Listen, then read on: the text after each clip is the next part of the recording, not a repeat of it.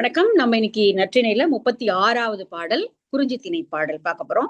இது சீத்தலை சாத்தனார் அவர் எழுதிய பாடல்.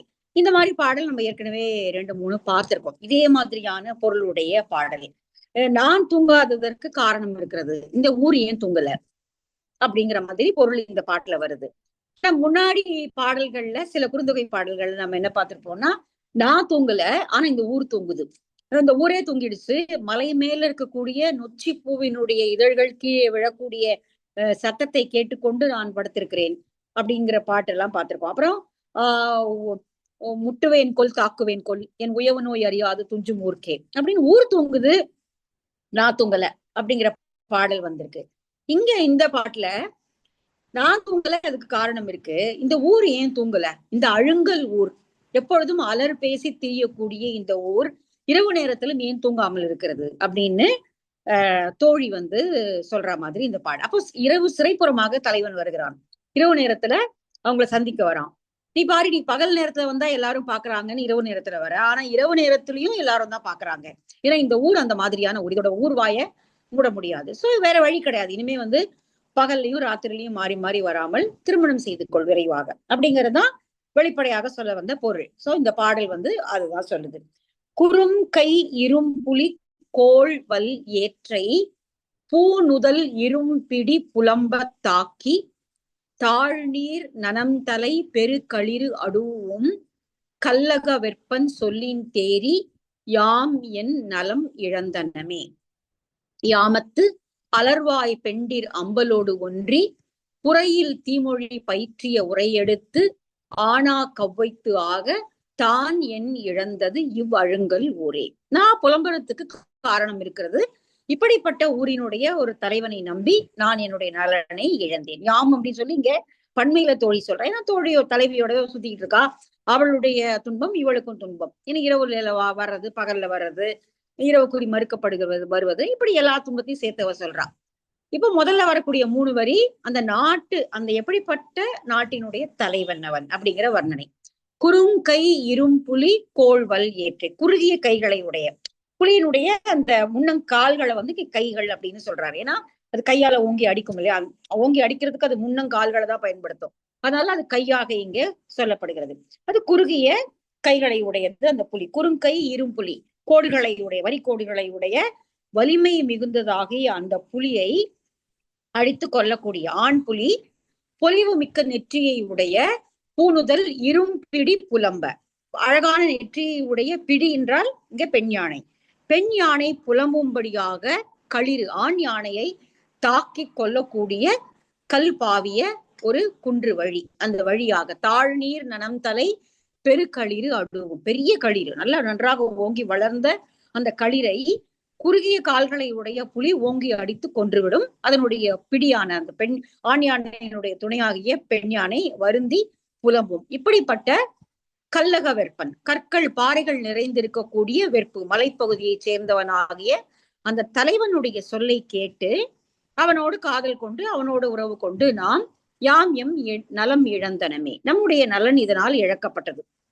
அதனால நம்ம புலம்புகிறோம். இப்ப நமக்கு புலம்புவதற்கு ஒரு காரணம் இருக்கிறது, இப்படிப்பட்ட தலைவன் ஆகிய ஒருவனால நமக்கு இது நடந்தது. ஆனா இந்த ஊருக்கு என்ன வந்தது?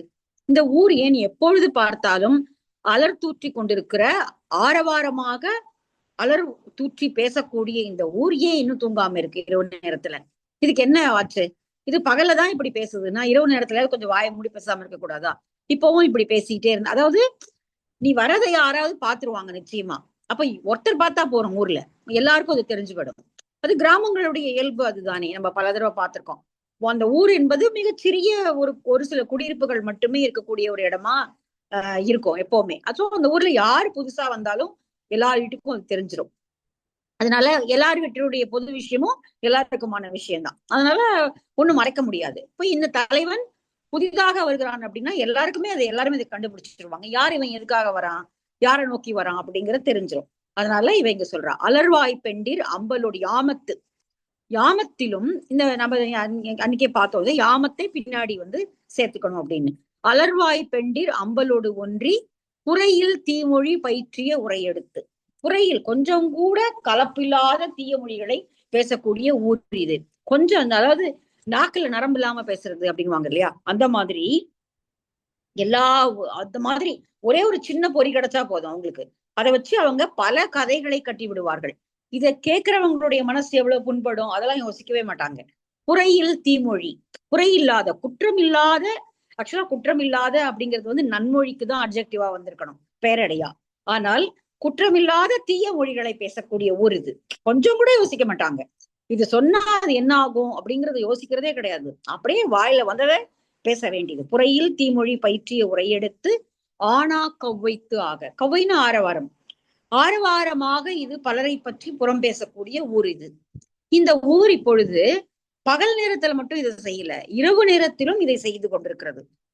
யான் தான் என் இழந்தது யாமத்து வழுங்கல் ஊரே. இந்த பொறாமை பிடித்த இந்த ஊரானது, புறம் பேசுகிற இந்த ஊரானது யாமத்திலும் ஏன் இப்படி ஆரவாரம் உடையதாக இருக்கிறது. அப்போ நீ எப்படி தனியா வர முடியும்? நீ வரக்கூடிய வழி மிக அருமையானது.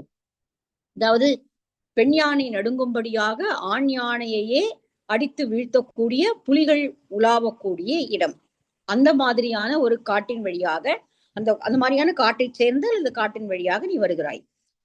அப்போ இது அதையும் புடிச்சுக்கலாம். அதாவது ஒரு அந்த புலி வந்து ஆண் யானையையே அடிக்கிற அளவுக்கு வலிமை பொருந்தியது அப்படிங்கிறது போல இந்த ஊராருடைய அலர் என்பது யாரையுமே சாய்த்து விடக்கூடிய வலிமை உடையது இல்லையா. ஊர்வாய்க்கு பயப்படுறது அப்படிங்கிறது வந்து சாதாரண பயம் கிடையாது.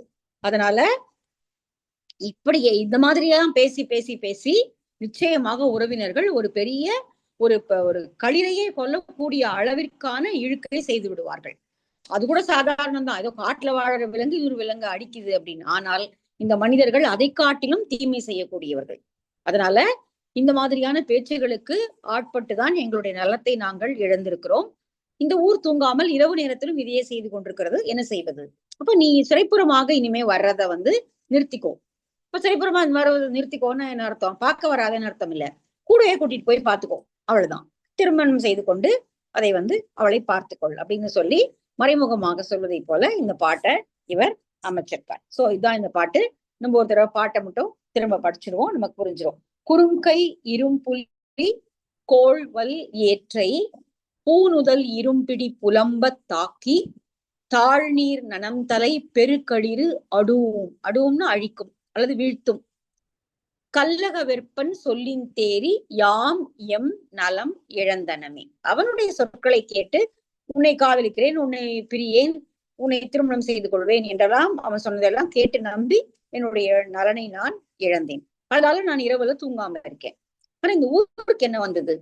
யாமத்து அலர்வாய் பெண்டிர் அம்பலோடு ஒன்றி புறையில் தீமொழி பயிற்றிய உரையெடுத்து ஆனா கவ்வைத்தாக தான் என் இழந்தது இவ் அழுங்கல் உரை. நான் ஒன்றை இழந்தேன், தூங்காமல் இருக்கிறேன். இந்த ஊர் பெண்கள், அலர் தூற்றக்கூடிய பெண்கள் எதை இழந்தார்கள்? ஏன் இப்படி யாமத்திலும் அம்பல்னா மெதுவா பேசுறது, அலர்னா வேகமா எல்லாரும் தெரியும்படியாக பேசுறது, ஜாடையா பேசுறது அம்பல். அலர்னா எல்லாருக்கும் தெரியும், எல்லாரும் தெரிஞ்சாதான் இந்த பொண்ணுதான் இந்த பையனோட சுத்துறா அப்படின்னு சொல்றதெல்லாம் வந்து அலர். சோ இப்படி இருக்கக்கூடிய ஒரு நிலையில எங்களால இனிமேல் இரவில் தனியாக வந்து உன்னை சந்திக்க முடியாது அப்படிங்கறத மறைமுகமாக தோழிங்க சொல்லி தலைவனுக்கு உணர்த்துகிறாள். அதான் இந்த பாடல். சரி, அடுத்த பாட்டு பாலை பேரி சாத்தனார். இங்க வந்து இப்போ தலைவன் பிரிய கருதி இருக்கிறான், போகணும் அப்படின்னு வரைவிடை வைத்து தலைவன் போக போறான். பொருளீட்டி கல்யாணம் பண்றதுக்கும் பொருள் வேணுமே, அதனால பொருளீட்டுவதற்காக திருமணம் முடித்து பொருளீட்டு போவது ஒரு வழி, திருமணம் செய்து கொள்வதற்காக நான் பொருளீட்டு விட்டு வருகிறேன் அப்படின்னு போறது ஒரு வழி. அப்போ நான் போயிட்டு வர வரைக்கும் நீ ஆற்றிரு அப்படின்னு சொல்லி தலைவியை அவன் சொல்றான். அப்போ தோழி சொல்றா, நீ இப்ப நீ போன உடனே இவளுடைய கண்கள்ல இருந்து அப்படி ஆறாக பெருகி இவள் வருத்தப்படக்கூடிய நிலையை அடைவாளே, நான் எப்படி இவளை சமாதானப்படுத்த முடியும்? என்னால ஒன்னும் செய்ய முடியாது. அதனால நீ உன்னை கூடவே கூட்டிட்டு போயிடு. என்னால வந்து இத அவளை சமாளிக்க முடியாது, நீ வந்து உன்னை கூடவே கூட்டிட்டு போயிடு. இந்த வரைவிடை வைத்து பொருள் ஈட்டி கொண்டு வந்து திருமணம் செய்து கொள்கிறேங்கிற வேலையெல்லாம் வேண்டாம். நீ கூடவே கூட்டிட்டு போய் உங்க ஊர்ல வச்சு கல்யாணம் பண்ணி அதுக்கப்புறம் நீ என்னத்தையோ பண்ணிக்கோ அப்படிங்கிற மாதிரி தோழிங்க சொல்றா. இது பாலைத்திணை பாடல். ரொம்ப அழகான அந்த பாலை வழியை பற்றி சொல்லக்கூடிய ஒரு பாட்டு. பிணங்கு அரில் வாடிய பழ விரல் நனந்தலை உணங்கு ஊன் ஆயத்து ஓர் ஆண் தெள்மணி பை பய இசைக்கும் அத்தம் வையிற்று இவளொடும் செலினோ நன்றே.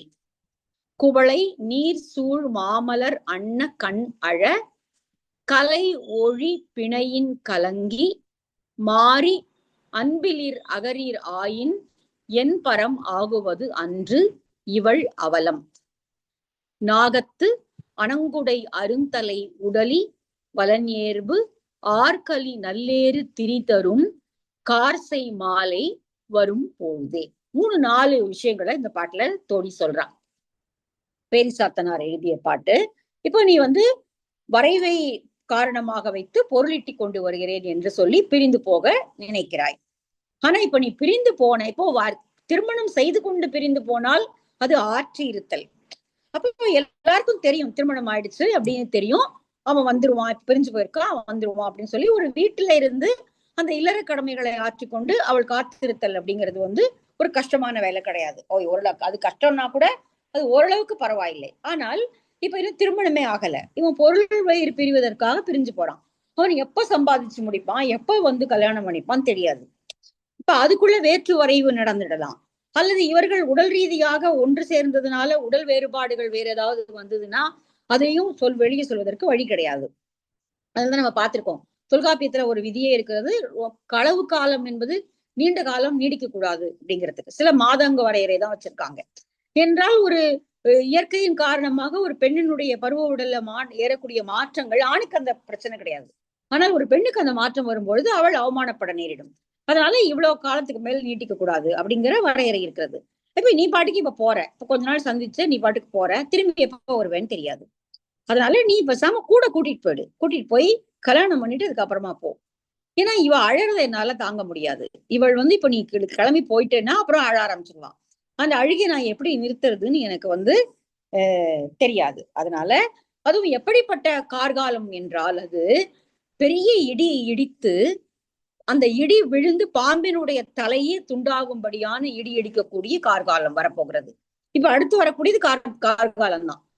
அப்ப அந்த மாதிரியான ஒரு கார்காலம் வரும்பொழுது இவள் இன்னும் பயந்து நீ வரவில்லையே என்று அழுது கொண்டு இருக்கும்போது அதை என்னால சமாளிக்க முடியாதுப்பா, நீ கூட கூட்டிட்டு போ அப்படின்னு சொல்லி இந்த பாட்டுல சொல்றான். முதல் வழி அவன் போற வழியை பற்றி சொல்வது, அவள் எப்படி அழுவாள் அப்படிங்கிற ஒரு பகுதி அடுத்தது வருது. அடுத்தது கார்காலம் எப்படிப்பட்டது அப்படிங்கிறத 3வது பகுதி சொல்லுது. முதல்ல வரக்கூடிய வரி 3-4 வரி ரொம்ப அழகான ஒரு காட்சி. பிணங்கு அரில் வாடிய. பிணங்கு அரில் அப்படின்னா நிறைய புதர் செடிகள். அந்த புதர் செடிகள்ல என்ன செடி வளர்ந்துருக்கு, என்ன மேல கொடிகள் படர்ந்துருக்குன்னா நமக்கு தெரியாது இல்லையா. நிறைய நம்ம ஊர் வழி டிராவல் பண்ணும்போது பார்க்கலாம், புதர் புதரா இருக்கும். அது மேல இந்த சீந்தில் கொடி மாதிரி நிறைய கொடிகள் அப்படியே படர்ந்து அப்படியே அப்படியே மூட்டை மூட்டையா கட்டி வச்ச மாதிரி அப்படியே செடிகள் கொடிகளால சூழப்பட்டு காஞ்சு காயாம அப்படியே இருக்கும். புதர்களாக இருக்கும். இன்னென்ன வகைதான் செடிதான் சொல்ல முடியாது. அதான் பிணங்கு அரில் வாடிய. பிணங்கு அரில் அப்படின்னா, பிணங்கு அப்படின்னா ஒன்றோடு ஒன்று முறித்து கொண்டிருக்கக்கூடிய, ஒன்னோட ஒண்ணுக்கு அப்படி கலந்து முட்டா அப்படியே இருக்கக்கூடிய கொடிகள். வாடிய பழவிரல் நனந்தலை. பெரிய காடு, அது பெரிய காடு. இந்த மாதிரியான கொடிகள்லாம் சுற்றி வாடி இருக்கக்கூடிய அகன்ற பகுதி. பெரிய மரங்கள்லாம் ஒண்ணும் கிடையாது. இந்த மாதிரியான முட்டா புதர்கள் இருக்கு. அங்கங்க குத்து புதர்கள் இருக்கிறது. அங்க உணங்கு ஊன் ஆயத்து, அங்க மாடுகள் மேய்ந்து கொண்டிருக்கின்றன. அங்க பெருசா மேய்ச்சல் நிலம் எதுவும் இல்லை. இந்த காட்டுல கிடைக்கக்கூடிய ஒரு சில அந்த மாதிரியான உணவு இழைத்தழைகளை தான் அது சாப்பிடணும். வறண்ட காடு வேற, புதர்கள் தான் இருக்கிறது. நல்ல பசுமையான செடி கொடிகள்லாம் எதுவும் இல்லை. அப்போ அந்த மாடுகள்லாம் அப்படியே பசியோடு கிடைக்கக்கூடிய உணவுகள் எல்லாம் அங்கங்க அப்படியே மேய்ந்து கொண்டு வருகின்றன. அவை பக்கத்துல இருக்கக்கூடிய ஏதோ ஊர்ல இருக்கக்கூடிய மாடுகள் தான். அதனால அதனுடைய கழுத்துகள்ல மணிகள் கட்டப்பட்டிருக்கின்றன. அப்படின்னா அது காட்டு மாடு கிடையாது, யாரோ பக்கத்துல குடியிருப்பவர்களுடைய மாடுகள் அவை. அதுல பசியோட அவையும் அப்படியே அலைந்து அப்படியே சோர்வா மேய்ஞ்சுக்கிட்டு இருக்கு. அதுல ஆயத்து, அந்த ஆயத்தில் ஒரே ஒரு ஆணினுடைய, ஒரே ஒரு ஆண்னா அந்த பசுவினுடைய கழுத்தில், ஆண்னா பசுவினுடைய கழுத்தில் கட்டி இருக்கக்கூடிய ஒரு மணி மிக மெதுவாக ஒலிக்கிறது. இது அந்த காட்சியை நீங்க கற்பனை பண்ணி பார்த்துக்கலாம். ஒரு வறண்ட பிரதேசம், முற்புதர்களாக அந்த பிணங்கு அரில்னா ஒன்றோடு ஒன்று முறுக்கிய கொடிகள் ஒன்றோடு ஒன்று கிடக்கின்றன. ஒரு சோர்வுற்று இருக்கக்கூடிய ஒரு பசு கூட்டம் மேய்ந்து கொண்டிருக்கிறது. உணவு கம்மியா தான் கிடைக்குது. அதுல ரொம்ப சோர்வோடு நடந்து போறதுனால அது அந்த மாடுகள் உற்சாகமா நடந்து வருது அப்படின்னா அதனுடைய மணி ஓசை வேற மாதிரி இருக்கும். நம்ம அந்த பாடல்கள் பார்த்திருக்கோம். முல்லைத்திணைகள்ல வந்து வீடு திரும்பக்கூடிய மாடுகளுடைய அந்த கழுத்தில் கட்டியிருக்கக்கூடிய சலங்கைகள் ஓசை கேட்குது அப்படின்ற உற்சாகமான, மாலை பொழுது வீடு திரும்புறோம், கன்றுகளை பார்க்க போறோம் அப்படின்னு மாடுகள் உற்சாகமாக நல்லா மேய்ஞ்சிட்டு வரக்கூடிய அந்த மாடுகளுடைய கழுத்து மணி ஓசை வேற மாதிரி இருக்கும். ஆனா இங்க உணங்கு ஊன் ஆயத்து ஓர் ஆண் தெள்மணி, ரொம்ப இந்த ஒரே வார்த்தை தான் ரொம்ப அழகு. ஓர் ஆண் தெள்மணி, தெள்ளிய ஓசை. அந்த ஒரே ஒரு மாட்டினுடைய கழுத்திலிருந்து மெதுவாக அசைந்து அந்த மணி ஓசை கேட்கிறது. ரொம்ப சோகமான ஒரு காட்சி. ஒண்ணுமே இல்ல, ஒரு வறண்ட பிரதேசம், மாடுகளுக்கு உணவு இல்ல, அவை சோர்வாக நடக்கின்றன. அந்த நடப்பதற்கு தகுந்தாற்போல் அந்த மாட்டினுடைய கழுத்தை கட்டிருக்கிற மணி வந்து அதனுடைய நடைக்கு தகுந்த மாதிரிதான் தாளம் போடுற மாதிரிதான் இருக்கும் இல்லையா? நல்ல வேகமா உற்சாகமா நடந்தா அது மணி ஓசை வேற மாதிரி இருக்கும். இப்ப அது சோர்வாக ஒரு ஒரு ஒரு ஒரு இடைவிட்டு அந்த மணி கேக்குது. அது கேட்பதற்கே ஒரு மாதிரி இருக்கு. பை பைய இசைக்கும். பை பையன மெதுவா இசைக்குது. அது வந்து அந்த பேக்ரவுண்ட் மியூசிக் மாதிரி. இப்போ அந்த தலைவன் பிரிஞ்சு போறதுக்கு பேக்ரவுண்ட் மியூசிக் மாதிரி அது. பை பைய இசைக்கும் அர்த்தம். இசைக்கும் பை பைய, பையனா மெதுவாக. இந்த வார்த்தை இன்னும் ரொம்ப வருஷமா நம்ம பின்னாடியே வருது. பைய கொடுங்க, பைய பார்த்து போங்க அப்படிங்கிறது வந்து இன்னும் வழக்கத்துல இருக்கக்கூடிய ஒரு சொல் தான். பை பைய இசைக்கும் அர்த்தம். இப்படிப்பட்ட ஒரு வழியாக நீ போக போற. இவ்வளவு மெலிதான ஒரு மாட்டினுடைய சலங்கை சத்தம் கேட்கக்கூடிய ஒரு வழி, ஒரு சோகரசத்தை உண்டாக்கக்கூடிய வழி. இந்த வழியா நீ இப்ப போக போற. வையிற்று இவளோடும் செரினோ நன்றே. கூர்மையான அழகிய பற்களை உடைய, எயிருனா பற்கள், வையிற்று கூர்மையான அழகிய பற்களை உடைய இவளையும் நீ கூட கூட்டிட்டு போயிட்டுன்னா நல்லது. என்னால சமாளிக்க முடியாது. செலினோ நன்றே. ஏன்னா அடுத்து வரக்கூடிய உரோமையும் ரொம்ப அழகானது. குவளை நீர் சூழ் மாமலர் அன்ன கண் அழ. குவளைகள் நல்ல நீர் பறந்திருக்கக்கூடிய அந்த குளத்திலேயோ ஏரியிலையோ அவை மலர்ந்திருக்கின்றன. நல்ல குவளை மலர் அழகாக மலர்ந்திருக்கிறது. சுற்றிலும் நீர் இருக்கிறது. நல்ல பசுமையான ஒரு காட்சி. முன்னாடி பார்த்த காட்சிக்கு அப்படியே மாறுபாடான ஒரு காட்சி. அப்ப அவளுடைய கண்களும் இப்ப அப்படிதான் இருக்கு. நல்ல தெளிந்த ஏரி போன்ற அழகான முகம்.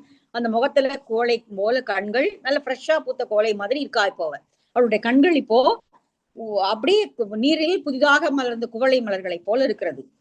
இப்ப நீ போற வழி இந்த மோசமான வழி. அந்த வழியாக நீ போய் எப்ப வருவியோ திரும்பி வரும்போது இவளும் கிட்டத்தட்ட அதே மாதிரி ஆயிருப்பான். அதனால நீர் சூழ் மாமலர் அன்ன கண் அழ.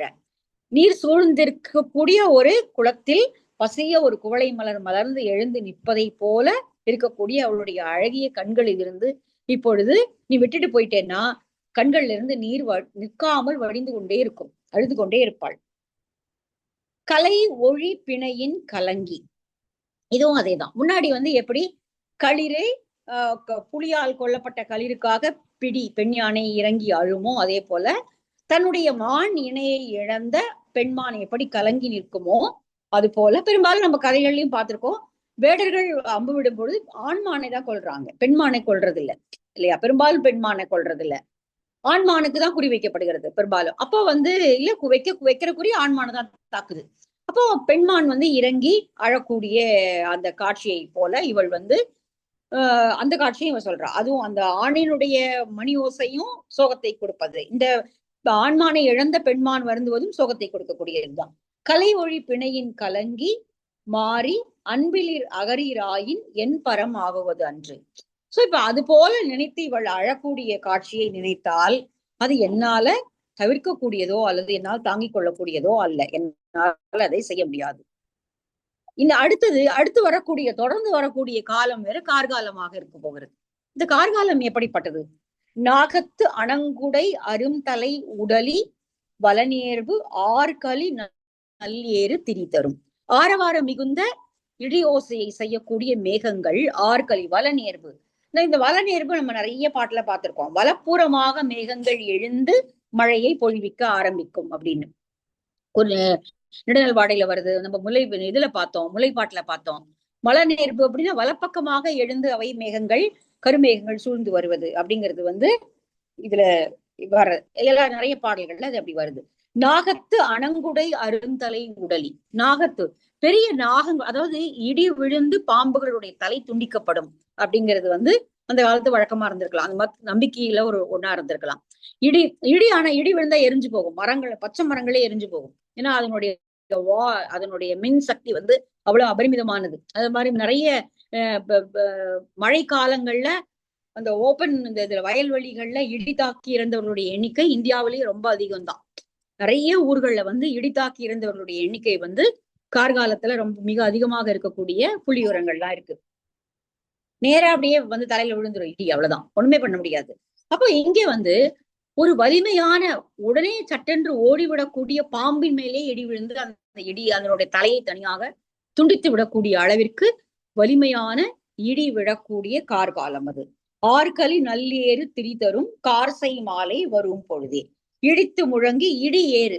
இடிய கூட இங்க ஏறு அப்படின்னு சொல்றாரு. ஏறுனா காடை ஆண்.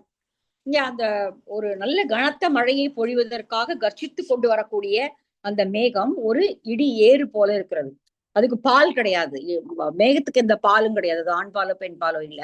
ஆனா இங்க வந்து இவங்க அதை ஒரு ஆண் போல அதை வந்து வர்ணிக்கிறார். இடி ஏறு போல, அது ஒரு ஆண் சிங்கம் போல அல்லது ஒரு காளை போல அது வந்து வருகிறது. அப்படிப்பட்ட இடி முழக்கக்கூடிய கார்காலம் அடுத்து வர இருக்கிறது. அதுல வரக்கூடிய இடி ஒரு பாம்பினை, அச்சத்தை தரக்கூடிய பாம்பினுடைய தலையையே துண்டிக்கக்கூடிய வலிமை வாய்ந்தது.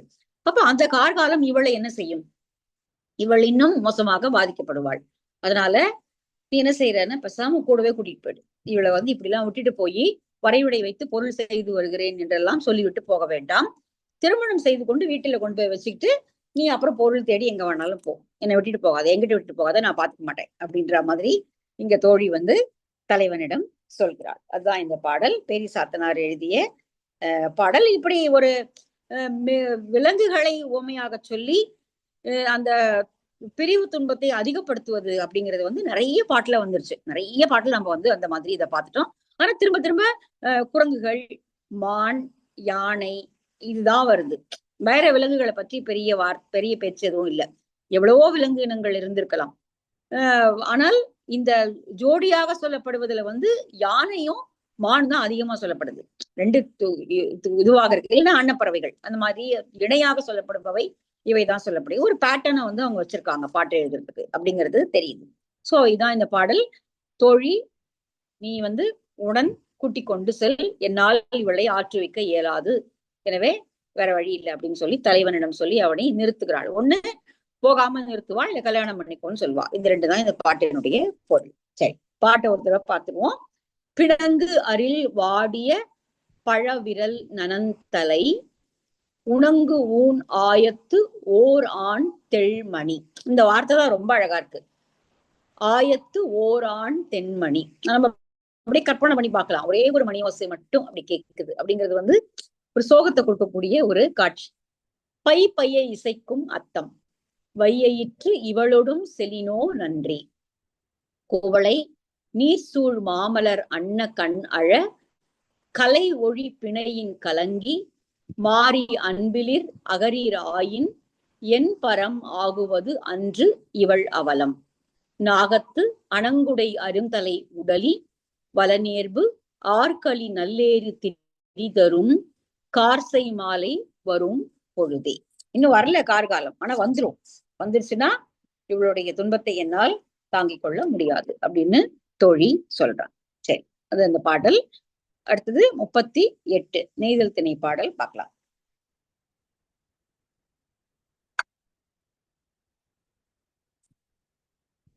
இது வந்து உலோச்சனார் எழுதிய பாடல்.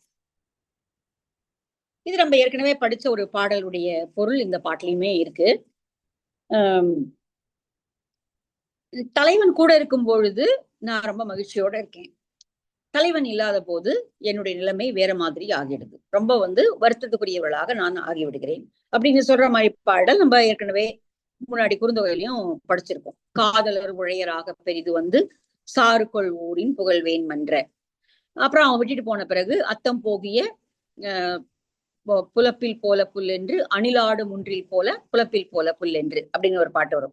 முதல்ல அணிலாடு முன்றில் அப்படிங்கிறது வந்து அணில் விளையாடக்கூடிய முற்றம் அப்படிங்கிற மாதிரி ஒரு பாசிட்டிவான ஒரு இது சொல்ற மாதிரி நமக்கு தெரியும். ஆனால் அது அப்படி இல்லை அப்படிங்கிற பாட்டு பார்த்திருப்போம். ஏன்னா யாரும் இல்லாம இருந்தாதான் அணில் அங்க வந்து விளையாடும். மற்ற போவை அது வந்து ரொம்ப சென்சிட்டிவானதுனால யாரோ உட்கார்ந்து இருந்தாங்கன்னா அணில் கீழே இறங்கி வராது. அப்போ அணில் அந்த முற்றத்தில், அந்த முன்றிலில் அல்லது திண்ணையில விளையாடுது அப்படின்னா அங்க யாருமே இல்லைன்னு அர்த்தம். யாருமே இல்லாம போயிட்ட ஊர்கள் இருக்கும் இல்லையா, மக்கள் எல்லாம் விட்டுட்டு போயிட்ட ஊர்கள் இருக்கும். அந்த ஊர்கள்ல தான் அந்த மாதிரி வெறிச்சோடி இருக்கக்கூடிய இடங்கள்ல அணில் பாட்டி விளையாடிட்டு இருக்கும். அப்போ அந்த போல நான் ஆயிடுறேன் சாருகோள். ஆனா அவன் கூட இருந்தேன், அவன் கூட இருந்தான்னா சாருகோள் ஊரின் விழாக்கோலம் போன்ற ஊரை போல நான் மகிழ்ச்சியுடையவளாக இருக்கிறேன். அவன் போயிட்டானா இப்படி தனிமை மிக்க ஒரு ஊரை போல நான் ஆகிவிடுகிறேன் அப்படிங்கிற பாட்டு முன்னாடி பார்த்துருவோம். கிட்டத்தட்ட இந்த நெய்தல் திணை பாடலும் இதே மாதிரியான ஒரு பொருள் தரக்கூடிய பாடல் தான். வேட்டம் பொய்யாது வலை வளம் சிறப்ப, பாட்டம் பொய்யாது பரதவர் பகர, இரும் பணம் தீம்பிழி உண்போர் மகிழும், ஆர்களி யானர்த்து ஆயினும், தேர்கெழு மெல்லம் புலம்பன் பிரியின், புல்லென புலம்பு ஆகின்றே தோழி. கலங்கு நீர் கழிசூழ் படப்பை காண்ட வாயில், ஒலி காவோலை முள்மிடை வேலி, பெண்ணை இவரும் ஆங்கன், வெண்மணர் படப்பை எம் அழுங்கல் ஊரு. அழகான ஊரு, ரொம்ப ஆரவாரமான ஊரு, செல்வ செழிப்பான ஊர், மனதுக்கு ரொம்ப பிடிச்ச ஊர், அதுலலாம் எந்த சந்தேகமும் இல்லை. ஆனால் இப்ப தலைவன் இந்த ஊர்ல பார்த்துட்டு போறான். இவ்வளவு நாள் அந்த ஊர்லதான் பிறந்து வளர்ந்து வாழ்ந்துட்டு இருக்கான். இவ்வளவு நாள் அந்த ஊர் அழகாதான் இருந்தது அவளுக்கு. ஆனால் இப்ப அவன் வந்துட்டு போய் கொஞ்ச நாளா பார்த்துட்டு கிளம்பி போயிடுறான். அப்ப அவன் போயிட்ட பிறகு அந்த ஊரே சோபை இழந்தது போல ஆயிடுது. இது எப்படி? அவ பிறந்து வளர்ந்த ஊர் தான். ஆனால் இப்ப புதுசா சேர்ந்தது என்ன அப்படின்னா தலைவன் பார்த்துட்டு போறது. அவன் வரும்போது இந்த ஊர் பழையபடி ஒரே அழகு போல இருக்கு, நான் வளர்ந்த ஊர் போலவே அழகாவே இருக்கு. ஆனால் அவன் வந்துட்டு போயிட்டான் அப்படின்னா இந்த ஊர் ஒரு தனிமை சூழ்ந்த ஊர் போல ஆகிவிடுகிறது. அந்த ஊர்ல அப்ப ஒன்னும் குத்தம் இல்லை, அந்த ஊர் அப்படியேதான் இருக்கு. அப்போ அவன் மனசுலதான் இருக்கு அந்த ஏக்கம். இப்ப அந்த ஊர் அவளுக்கு ஏக்கம் தருவதாக மாறிவிடுகிறது. பழைய அழகு இல்லை அந்த ஊருக்குங்கிற மாதிரி இப்ப நினைக்கிறான். இப்போ அவளுடைய மனசுல அந்த மாதிரி ஒரு எண்ணம் வந்தது. இதே நாம வளர்ற இந்த ஊரு, இவ்வளவு அழகான ஊரு, இவ்வளவு ஓசைகளும் ஆரவாரமும் செறிந்த இந்த ஊர், அவன் பார்த்துட்டு போயிட்ட பிறகு புலம்பு போல தனிமை மிக்கதாக ஆகிவிடுகிறது, என்ன செய்வது நான் அப்படின்னு சொல்லி தோழியிடம் தலைவி சொல்வதை போல இந்த பாட்டு அமைஞ்சிருக்கு. ரொம்ப அழகான பாட்டு.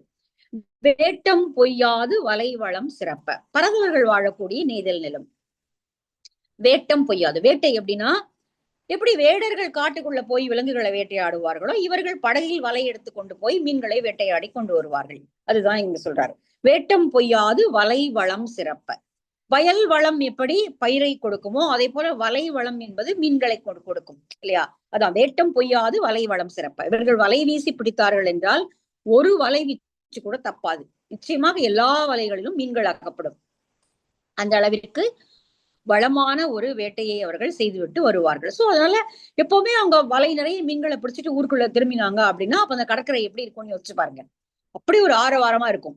அப்படியே மீன்களை கொட்டுவாங்க, அதை பிரிச்சு வாங்குறவங்க, ஏலம் போடுறவங்க, மொத்தமா கொத்தகைக்கு எடுத்துக்கிறவங்க, பெண்கள், சிறு சிறு வியாபாரிகள் அல்லது வீட்டு பெண்கள் தங்களுடைய வீட்டுகளுக்காக எடுத்துக்கொண்டு போகக்கூடிய பெண்கள் என்று ஒரு ஆரவாரமான ஒரு காட்சியாக அந்த காட்சி இருக்கும்.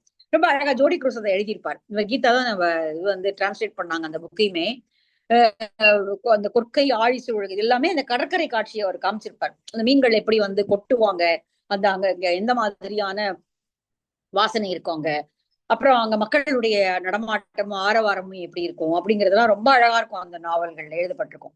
பாட்டம் பொய்யாது பரதவர் பகர. பாட்டம் அப்படின்னா இங்க மலை வளமும் அங்க நல்லா இருக்கும். அந்த நெய்தல் நிலத்துல நல்ல மழை பெய்யக்கூடிய ஒரு பகுதி அது.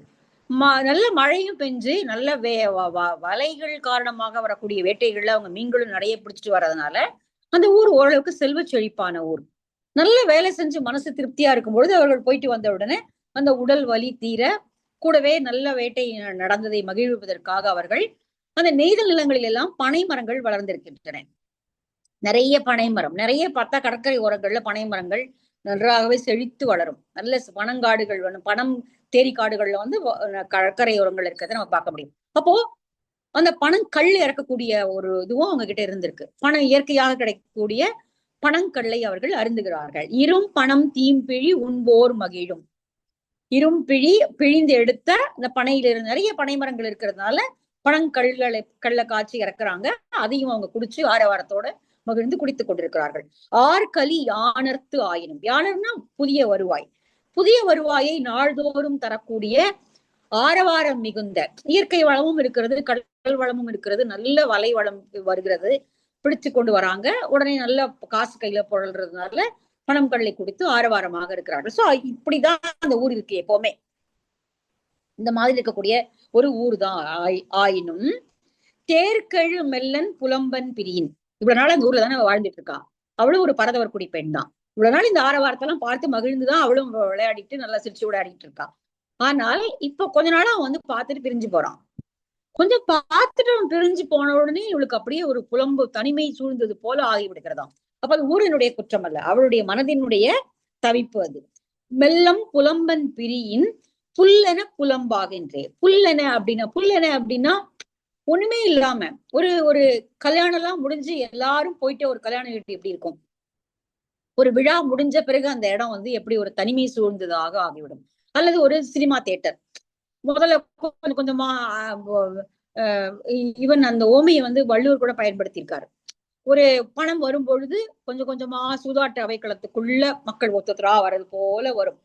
போகும்போது அப்படியே மொத்தமா எல்லாரும் ஒரு டோர் திறந்தோடனே எல்லாரும் அப்படி போயிடுவாங்க. அப்போ அது போல போயிடும் அப்படின்ற ஒரு ஓமையை அவரும் பயன்படுத்தியிருக்காரு திருவள்ளுவர். இங்க ஒரு விழா கோலம் கொண்டிருப்பது போல எப்போதும் ஆரவாரமாக இருக்கக்கூடிய ஊரி பொழுது புலம்பு போல தனிமையுடையதாக மாறிவிடுகிறது. அது எனக்குதான், எனக்கு தெரியுது, அது எனக்கு மட்டும்தான். அது ஊருக்குன்னு நான் சொல்லல. எனக்கு தோழி கலங்கு நீர் கழி சூழ் படப்பை காண்டவாயில், இது வந்து அந்த ஊர் பெயர். காண்டவாயில் என்பது அந்த ஊரினுடைய பெயர். கலங்கு நீர் கழிசூழ் படப்பை, படப்பைனா அதை ஒட்டி இருக்கக்கூடிய தோட்டம். கலங்கு நீர் கழிசூழ், கலங்கிய தண்ணீர்கள் நிறைந்த உப்பங்கழிகள் நிறைந்திருக்கக்கூடிய அந்த தோட்டங்கள் நிறைந்திருக்கக்கூடிய அந்த காண்டவாயில் அப்படிங்கிற ஊரு. ஒலி காவோலை முள்மிடை வேலி, அந்த வீட்டுக்குள்ள வந்து வீட்டுக்குள்ள வரதுக்கு முன்னாடி முள் வேலிகளை அவர்கள் ஏன்னா பனை நிறைய இருக்கிறது அப்படிங்கிறதுனால பணங்கள் குடிக்கிறாங்கிறத முதல் வரியில சொல்லிட்டாரு. இப்ப அந்த பனங்கருக்கு கீழே விழுந்தது, அந்த பனை ஓலை, முற்றிய ஓலைகள் அதெல்லாம் எடுத்து அவங்க வேலியாக கட்டியிருக்கிறார்கள். முள்ளையும் வைத்து இந்த பனை ஓலைகளையும் வைத்து வேலியாக கட்டியிருக்கிறார்கள். ரொம்ப அழகான காட்சி பாருங்க. அந்த அந்த பனை ஓலை வந்து சலசலக்கும் இல்லையா காத்துல, வேகமா காத்து, கடற்கரை வேற, காத்து வேகமா அடிக்கும் பொழுது இந்த காஞ்ச